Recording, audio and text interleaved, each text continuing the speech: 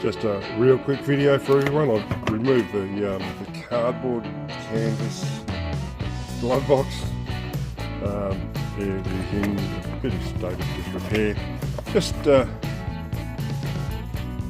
wondering, is it worthwhile making a template by cutting all the pieces out and laying them out into one piece and trying to make refab, or just make it out of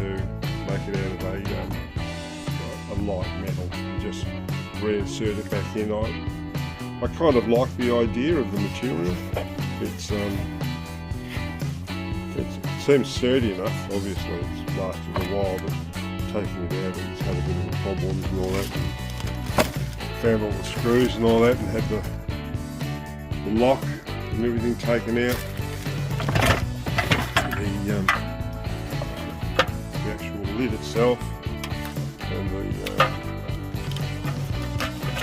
actual part that holds it onto the other side. It's all in relatively good order. I want to keep that and put it back on as original. But is it worthwhile actually refabbing the internal of this out of something a bit more sturdy?